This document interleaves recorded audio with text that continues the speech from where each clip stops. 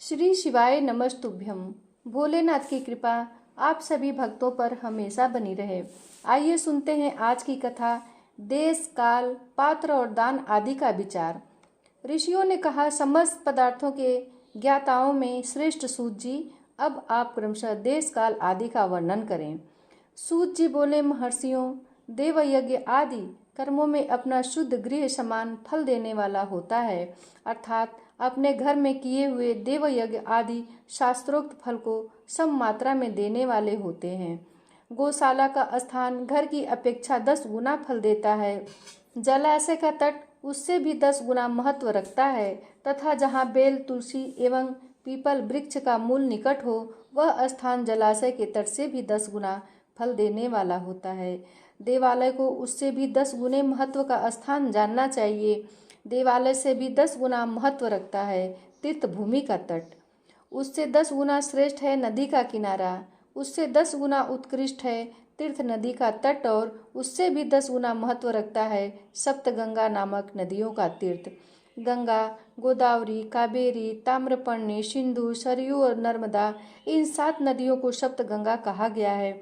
समुद्र के तट का स्थान इससे भी 10 गुना पवित्र माना गया है और पर्वत के शिखर का प्रदेश समुद्र तट से भी 10 गुना पावन है। सबसे अधिक महत्व का वह स्थान जानना चाहिए जहाँ मन लग जाए। यहाँ तक देश का वर्णन हुआ है, अब काल का तारतम्य बताया जाता है। सतयुग में यज्ञ, दान आदि कर्म पूर्ण फल देने वाले होते हैं, ऐसा जानना चाहिए। त्रेता युग में उसका 3/4 फल मिलता है। द्वापर में सदा आधे ही फल की प्राप्ति कही गई है। कलयुग में 1/4 ही फल की प्राप्ति समझनी चाहिए और आधा कलयुग बीतने पर उस चौथाई फल में से भी 1/4 कम हो जाता है। शुद्ध अंतःकरण वाले पुरुष को शुद्ध एवं पवित्र दिन सम फल देने वाला होता है। विद्वान ब्राह्मणों, सूर्य संक्रांति के दिन किया हुआ सत्कर्म पूर्वोक्त शुद्ध दिन की अपेक्षा 10 गुना फल देने वाला होता है, यह जानना चाहिए। उससे भी 10 गुना महत्व उस कर्म का है जो विषुव नामक योग में किया जाता है। दक्षिणायन आरंभ होने के दिन अर्थात कर की संक्रांति में किए हुए पुण्य कर्म का महत्व विषुव से भी 10 गुना माना गया है। उससे भी 10 गुना मकर संक्रांति में और उससे भी 10 गुना चंद्र ग्रहण में किए हुए पुण्य का महत्व है। सूर्य ग्रहण का समय सबसे उत्तम है। उसमें किए गए पुण्य कर्म का फल चंद्र ग्रहण से भी अधिक और पूर्ण मात्रा में होता है। इस बात को विज्ञ पुरुष जानते हैं। जगत रूपी सूर्य का राहु रूपी विष से संयोग होता है, इसलिए सूर्य ग्रहण का समय रोग प्रदान करने वाला है। अतः उस विष की शांति के लिए उस समय स्नान, दान और जप करे। वह काल विष की शांति के लिए उपयोगी होने के कारण पुण्यप्रद माना गया है। जन्म नक्षत्र के दिन तथा व्रत की पूर्ति के दिन का समय सूर्य ग्रहण के समान ही समझना चाहिए, परंतु महापुरुषों के संग का काल करोड़ों सूर्य ग्रहण के समान पावन है, ऐसा ज्ञानी पुरुष जानते मानते हैं। तपोनिष्ठ योगी ज्ञाननिष्ठ यति के पूजा के पात्र हैं, क्योंकि ये पापों के नाश में कारण होते हैं। जिसने 24 लाख गायत्री का जप कर लिया हो, वह ब्राह्मण भी पूजा का उत्तम पात्र है। वह संपूर्ण फलों और भोगों को देने में समर्थ है। जो पतन से त्राण करता अथवा नरक में गिरने से बचाता है, उसके लिए इसी गुण के कारण शास्त्र में पात्र शब्द का प्रयोग होता है। वह दाता का पातक से त्राण करने के कारण पात्र कहलाता है। गायत्री अपने गायक का पतन से त्राण करती है, इसलिए वह गायत्री कहलाती है।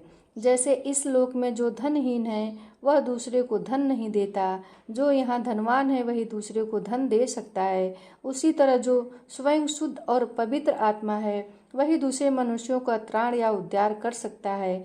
जो गायत्री का जप करके शुद्ध हो गया है वही शुद्ध ब्राह्मण कहलाता है।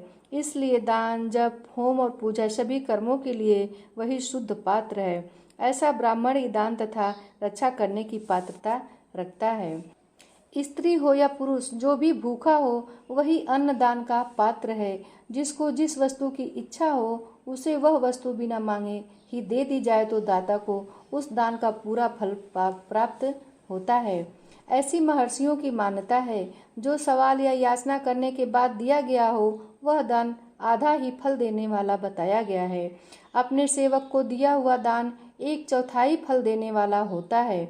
विप्रवरों, जो जाति मात्र से ब्राह्मण है और दीनतापूर्ण वृत्ति से जीवन बिताता है, उसे दिया हुआ धन का दान दाता को इस भूतल पर 10 वर्षों तक भोग प्रदान करने वाला होता है। वही दान यदि वेदवेत्ता ब्राह्मण को दिया जाए तो वह स्वर्गलोक में देवताओं के वर्ष से 10 वर्षों तक दिव्य भोग देने वाला होता है।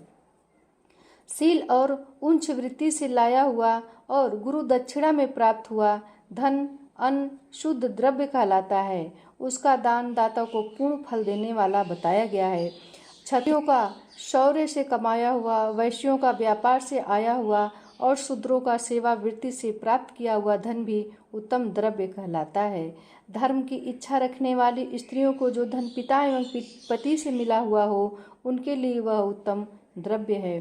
गौ आदि 12 वस्तुओं का चैत्र आदि 12 महीनों में क्रमशः दान करना चाहिए। गौ, भूमि, तिल, सुवर्ण, घी, वस्त्र, धान्य, गुड़, चांदी, नमक, कोहड़ा और कन्या ही वे 12 वस्तुएं हैं। इनमें गोदान से कायिक, वाचिक और मानसिक पापों का निवारण तथा कायिक और पुण्य कर्मों की पुष्टि होती है। ब्राह्मणों, भूमि का दान इहलोक और परलोक में प्रतिष्ठा की प्राप्ति कराने वाला है। तिल का दान बलवर्धक एवं मृत्यु का निवारक होता है। सुवर्ण का दान जठरा अग्नि को बढ़ाने वाला तथा वीर्यदायक है। घी का दान पुष्टिकारक होता है। वस्त्र का दान आयु की वृद्धि कराने वाला है, ऐसा जानना चाहिए। धान्य का दान अन्न धन की समृद्धि कारण होता है। गुड़ का दान मधुर भोजन की प्राप्ति कराने वाला होता है। चांदी के दान से वीर्य की वृद्धि होती है। लवण का दान षड्रस भोजन की प्राप्ति कराता है। सब प्रकार का दान सारी समृद्धि की सिद्धि के लिए ही होता है। विज्ञ पुरुष कुष्मांड के दान को पुष्टिदायक मानते हैं। कन्या का दान आजीवन भोग देने वाला कहा गया है। ब्राह्मणों, वह लोक और परलोक में भी संपूर्ण भोगों की प्राप्ति कराने वाला है। विद्वान पुरुष को चाहिए कि जिन वस्तुओं से श्रवण आदि इंद्रियों की तृप्ति होती है, उनका सदा दान करें। स्रोत आदि 10 इंद्रियों के जो शब्द आदि 10 विषय हैं, उनका दान किया जाए तो वह भोगों की प्राप्ति कराते हैं तथा दिशा आदि इंद्रिय देवताओं को संतुष्ट करते हैं। वेद और शास्त्र को गुरुमुख से ग्रहण करके गुरु को उपदेश अथवा स्वयं ही बोध प्राप्त करने के पश्चात जो बुद्धि का यह निश्चय होता है कि कर्मों का फल अवश्य मिलता है, इसी को उच्च कोटि की आस्तिकता कहते हैं। भाई बंधु अथवा राजा के भय से जो आस्तिकता बुद्धि या श्रद्धा होती है, वह कनिष्ठ श्रेणी की आस्तिकता है। जो सर्वथा दरिद्र है, इसलिए उसके पास कभी वस्तुओं का अभाव है। वह वाणी अथवा कर्म द्वारा यजन करे। मंत्र, स्तोत्र और जप आदि को वाणी द्वारा किया गया यजन समझना चाहिए तथा तीर्थ यात्रा और व्रत आदि को विद्वान पुरुष शारीरिक यजन मानते हैं।